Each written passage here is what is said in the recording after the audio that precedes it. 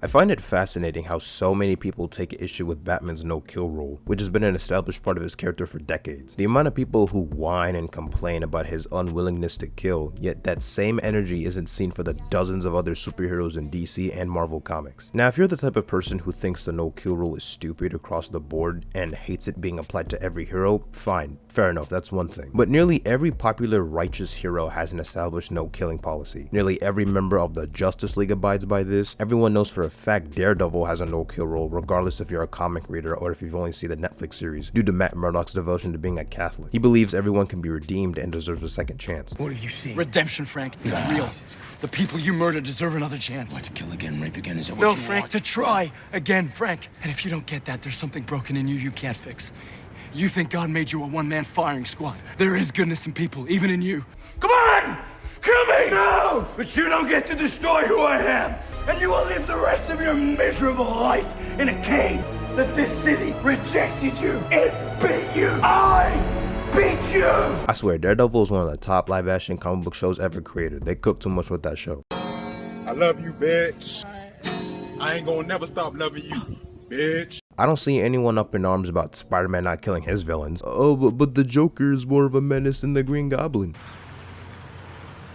Okay. It genuinely does not matter if the Joker killed more people than someone like Carnage or vice versa. By some of y'all's logic, they all gotta go, right? So you have all these well-known heroes who all similarly share a no-kill rule, like Superman or Spider-Man for instance, yet for some reason it's so problematic with Batman. The most bare-bones arguments you'll see in defense for the whole, well, Batman has killed before in the comics, he used a gun before in the early issues of Batman comics, and it's a screenshot from 1939 or something. Y'all really thought you ate with that one, huh? Thought you had some gotcha moment showing Batman killing people in his earlier appearances in comics. Like, bro, who do you think you are? There are so many things wrong with this defense, and you really can't take anyone seriously who uses this as their quote-unquote evidence. First off, pretty much all the Golden Age books for DC later on were stated as a part of Earth 2 continuity outside of the main Earth 1 stories at the time, before the Crisis on Infinite Earths event, which rebooted the canon. Batman's no-kill rule was established in Matter of fact, let's do a little good old quick Google search for the one time. Let's look up, when was Batman's no-kill rule established?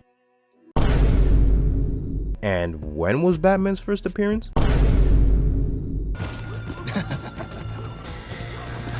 That's actually hilarious.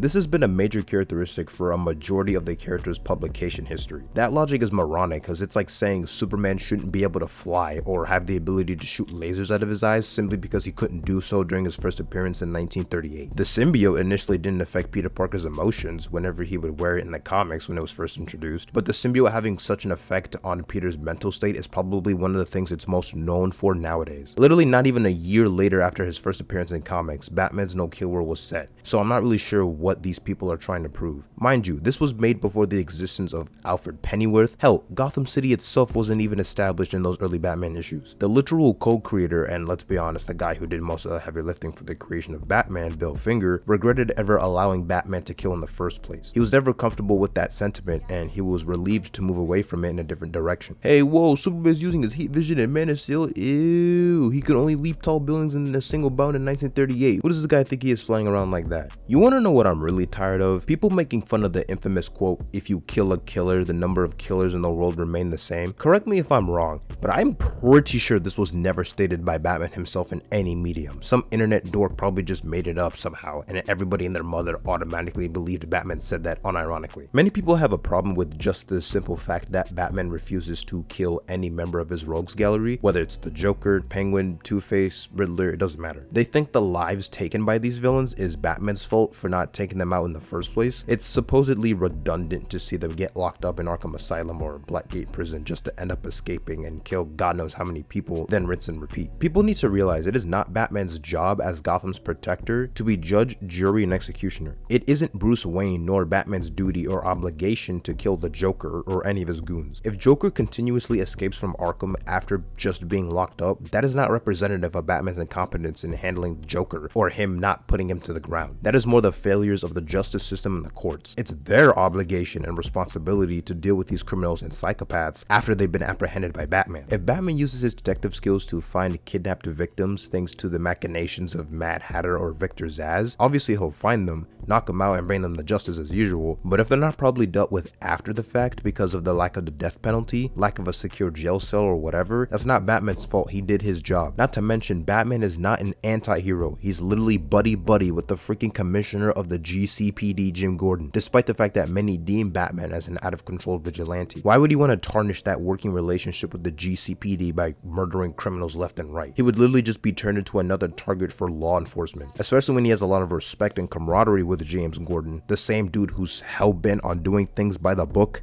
Go after him. I want him brought in, and I want it done by the book. By the book! We have to show him our way works. Gordon, Joseph, I need your help to stop the Joker. Our help? You're the so-called vigilante. Or is one kill enough for you tonight? Bane's in cardiopulmonary arrest. I have only minutes to resuscitate him before it's too late. You mean you didn't? That's not how I do things. Now go. Batman sees the willingness to not take a life as a way to become more than just a fearful force of nature, but as a symbol of hope for the people of Gotham. He believes his actions can inspire and touch the hearts of the good people still in Gotham, despite the madness that occurs on a regular basis. A lot of people forget what Batman hopes to accomplish with his mission. Casuals just see Batman as this no-caring dark figure, which is why one of the things I like about Matt Reeves' The Batman is how Bruce learns to become less hyper-fixated on being a vengeful figure and more of a symbol of hope at the end. I'm starting to see now. I have had an effect here, but not the one I intended. Vengeance won't change the past, mine or anyone else's. I have to become more. People need hope, to know someone's out there for them. But hey, if you want an anti-hero-esque character who kills people, go read some Punisher books. I hear he has some great comics. Better that than to complain about a guy who strives to set a better example for the people of Gotham as you try to insert your personal beliefs on how to deal with criminals instead of just appreciating how the character is. Type shit. The idea of Batman refusing to kill makes him a far more interesting character because although he is a vigilante who operates outside the law, he follows a strong ethical code in the field. It would be easy as hell for him to kill all of his criminals, but that level of restraint and control is one of his shining character traits. What, your moral code just won't allow for that? It'd be too damned easy. All I've ever wanted to do is kill him.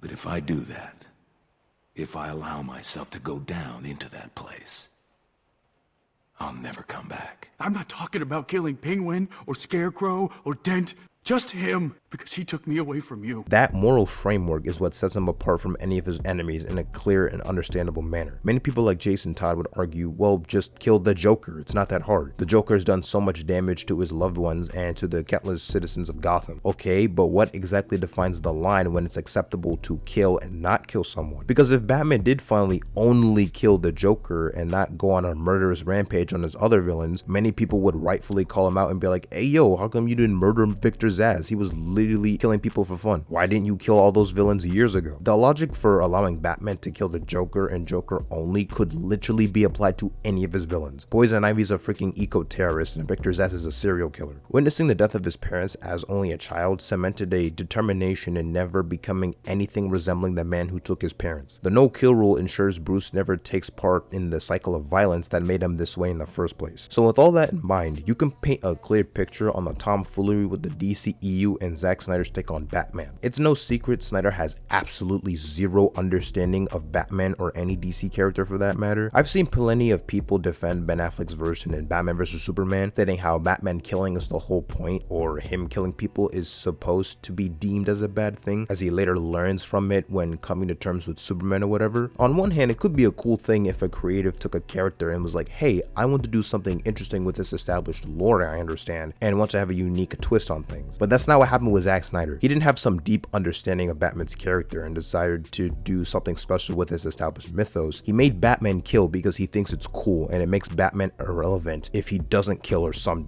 nonsense. People are always like, well, Batman can't kill, right? So Batman can't kill is canon. And I'm like, okay, well, the first thing I want to do when you say that is I want to see what happens. And they go like, well, don't put him in a situation where he has to kill someone. I'm like, well, that's just like you're protecting your God in a weird way, right? You're making your God irrelevant if he can't be in that situation. He has to now deal with that. Because like I always say, like, Batman fucks to forget for sure. Batman's a drunk for sure.